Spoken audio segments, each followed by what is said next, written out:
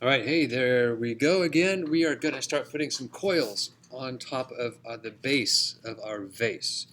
We want to make sure this clay has stiffened up a little bit and is still holding a lot of moisture.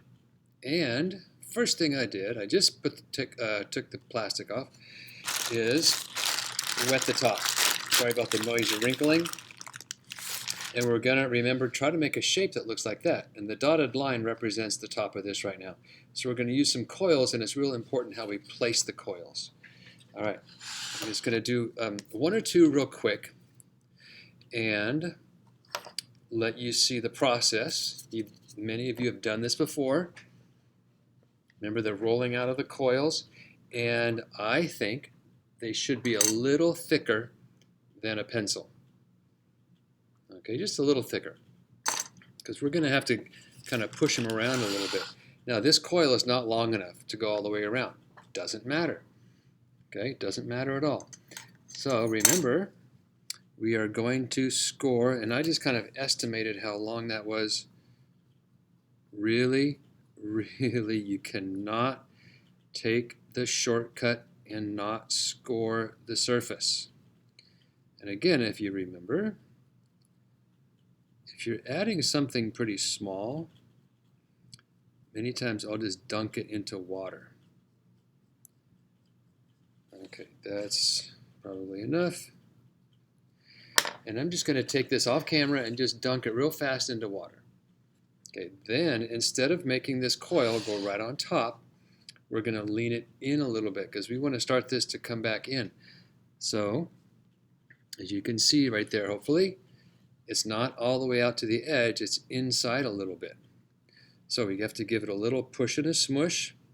Since I'm going to be adding more coils here, I'm going to blend this one in. See that right there? I'm going to blend this one in. Hold it steady, blend it in. So the next coil can just blend right into there. Give it a little push and smush. Now remember, it's good if a little bit of squishy stuff comes out right here. That means you really scored it and you got it wet and it had a chance to really kind of squish together. So I'm going to leave that one there for now. I'm going to try to make another one that's pretty close to the same size. That one's a little bit longer, but you want to, I'm just going to kind of judge the size. Just take off a little bit of that. That's fine. And start scoring here again. I have made myself a double paper clip. I folded a paper clip so the two ends come out. And it just helps score things twice as fast. Now again, really get this clay, the surface, really kind of messed up. Make it look like Velcro. And I'm going to score on top of that end of the coil that I blended in. Then I'll show you how to blend what we want to do to the surface of this for each coil. So I'll do this coil. Then I will blend it together, show you, then cut away and do a little more off camera, then come back after I've made another coil or two. So out here, now again, I need to make sure it comes in a little bit. So I'm pushing it in, and I'm going to give it that little gentle little push and smush. I have a little bit more than I need right here, so I'm going to take a little bit off. Get off of there. Same thing there. Actually, I'm going to use my trim tool, the end of a paper clip. That's easier to kind of slice some off. Okay. So a little push and smush, a little blend right here again. A little blend at this end, so it kind of becomes one coil. All right, now we are going to take any little, the back of a fingernail, the end of a spoon, one of the tools that you have usually has kind of a rounded end. I'm going to support it from the inside while I blend it on the outside. Now, last time we did a coil pot, we did the opposite. We blended on the inside and we wanted the outside to show the coils. This time we're going to hide the coils on the outside, and it doesn't matter that much on the inside. So I like to go down in a couple of directions and up in a couple of directions, okay, to get that to blend in together. You're going to see your tool marks for a little while. That's okay. Also, when you're doing this, always know that it needs to be coming in a little bit. And it's not going to come in so much that it gets super, super narrow here. Okay, it's just going to come in enough to get that vase, that neck of the vase going. Okay. So down, down, down, down, up, up, up, in a couple of different directions. Down, down, down. Like, super important, you guys, to always have those fingers on the inside so this coil stays right where you put it. Because if you push it without that support, you're going to change the shape of it. Down, down, down, down, up, up, up, up, crisscross directions. Okay. Now, I'm going to leave the tool markings while I put on the next coil. And I'll do that off camera and come right back to you in a few minutes. And I'm going to just barely, this is really fresh clay. I probably don't need to do this, but I'm going to just wet the surface of that. All right, so I will be right back. All right, I blended that first coil in. I added a second coil and made it go even farther in. Now I'm feeling like I'm coming about as far in as I want to, and I'm going to do one or two coils that are more just like right on top. So there's my coil. It's pretty sturdy. It's not super thin, a little bit bigger than a pencil. I'm going to dip it in water. And now, let's see if that goes all the way around. I think we can. When you have two ends of a coil that meet each other, you should still kind of rough up the ends and get a little drop of water in there so that they can really join each other well. And I'm using recycled clay, so check this out. I'm getting some cracks in my clay. Okay, if that happens, I need to immediately kind of push those together. Push, oh, there it goes again. So I have to blend that together again. And when I go up and down with the blending, it'll help. Most of you should have brand new clay. That may not happen as much, but if you let your clay dry out, that will certainly happen. Okay, now that this clay right here, this is really fresh clay still. It's very bendy. Okay, so I have to be real careful again supporting it. I'm going to use a rounded tool end, put my fingers inside so nothing happens, no shape changes. You can see I'm adding pressure, but the clay isn't moving. All I'm doing is smearing the clay from one coil down. And you can see how this coil is more on top and not on the inside. So I'm going to start the transition upward instead of going inwards the whole time.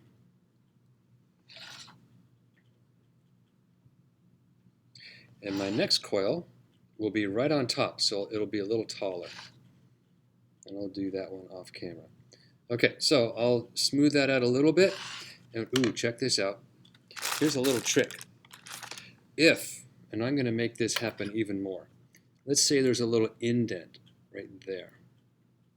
So that little indent in the clay that you accidentally did.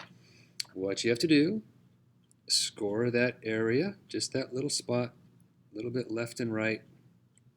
Just get a little piece of clay. Just make a little coil. What I like to do is taper both ends, right here and right here. Just really dunk it into water, so the water that's on here is actually wetting that clay as well. See, it's just kind of a space filler.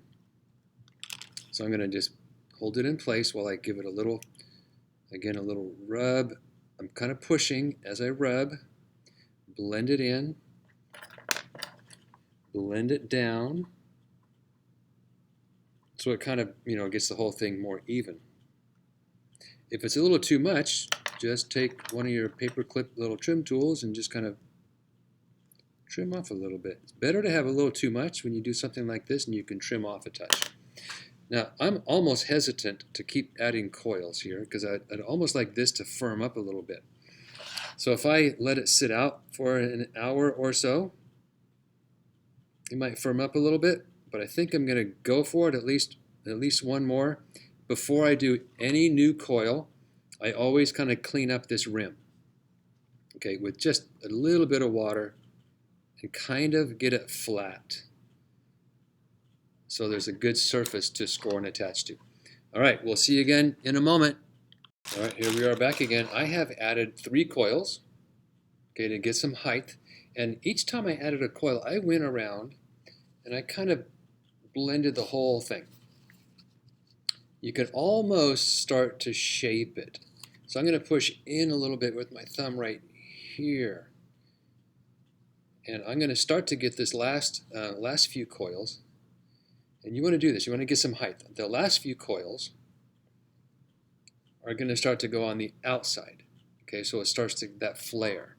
And a lot of you did that with your pinch pot last time if you were in this class last quarter. And so I'm going to be scoring and focusing my scoring just on the outside of this rim, slightly on the outside, the middle and outside. And I had to, a time or two more, put in those little spacers because I had a little indent. So I just score and attach those on. So I think this coil is a little too long.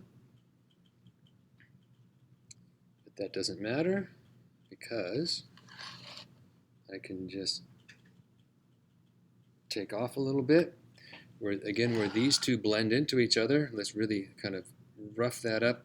And a lot of times that's where you have to do your additional little spacer. So this guy's falling over a little bit. I'm going to try to get these two to blend together, the two ends. And there's a big cracking going on over here. Okay, again, this is recycled clay. And it does that a little bit more, especially when you have to really bend it a lot, like making coils. But I think we'll make it work. Now, a lot of times I'll have a finger inside, and I'll use, I'll dig kind of my fingernail, or I'll use the back of my fingernail as a blending tool. That works perfectly. That way you can really tell the pressure that you're applying. And again, you'll see some like tool markings still for a little while. When it firms up a little bit, we will get in there and do some trimming and blending. And as much as possible, it's probably going to be impossible, we're going to try to make this appear as if it was thrown on a wheel. Except for the inside, because in the inside you can see the coils a little bit. That's no problem. Okay, now I'm thinking about starting to get that to flare out. So I'm going to push out on the top a little bit. I'm going to push out just a little bit and push in a little bit at the same time. Okay, so to start to get that to kind of nicely flare out. Right here, I'm going to put that extra little spacer. Yeah, you can see that little indent right there. I'll do that maybe off camera. Okay, so this is how you start to do the top of the neck of the vase. You want it to open back up a little bit, and you can see how that's going. All right, I'm going to go off camera in a second, and I'll add one more coil. One more that goes out a little bit more. I'm going to put in my little spacer right there and finish up the coils and show you how to think about letting it store overnight. See ya soon. All right, here we go. So I added one more coil to the outside a little bit. I went around with remember, your hands are going to get awfully dusty. You still need to wipe those fingers, wipe those hands once in a while so you don't draw out all the moisture. And I kind of held on to it while I did the blending. Okay, and now after I've blended the outside, you can start to, and if you do both hands like this at the same time, you'll get more of a symmetrical feel to that little neck and curve, and how barely any water in my fingers, and how that might blend into the pinch pot at the bottom to get that nice little curve. Okay, so I went around and blended that. You have to lean over. Again, little tool markings we can trim off when it gets more leather hard. I'm also going to ask you to, and I've done a little bit, to blend the inside of the coils where you can see them easily. Okay, so if I show you this side, you can see I haven't done that. Again, I'm getting just a little bit of water on my fingers so they're not too dusty. Here I'm going to support it on the outside. I'm going to try to pull up and push down a little bit. You mostly have to pull up because it's hard to push down into the opening of the vase. On the top, however, you can grab that top coil and blend it down a little bit. This can happen with fingertips, fingernails, official sculpting tools. Okay, now I'm just trying to clean up. Whoop, have a little bit more coil blending on the inside. And if you can reach down in there and do a little blending, kind of hide the fact that there are some coils, that'd be great. If you don't, it's no big deal, but at least the top 2 or 3 coils I would like you to blend together. It also makes it stronger. So it doesn't want to dry. Any time there's a little gap in clay, even that little line right there, air wants to get in there and dry it from the inside out. Okay, now very gently, and again, don't let this move around everywhere. I'm going to support it and just try to clean up a little bit, knowing that I can make little alterations after it's leather hard, doing a little bit of trimming. Again, every time you touch this on the inside, support it from the outside. Every time you touch it on the outside, support it on the inside. So we're getting that nice little vase shape. All right, so now we want this to firm up just a little bit.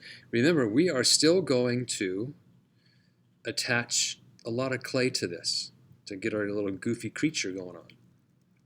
Okay, so when we wrap it up in plastic, if you're going to work the next day on this and think you're going to attach things to it, I don't think you need to add water to the bag because this clay up here is pretty wet.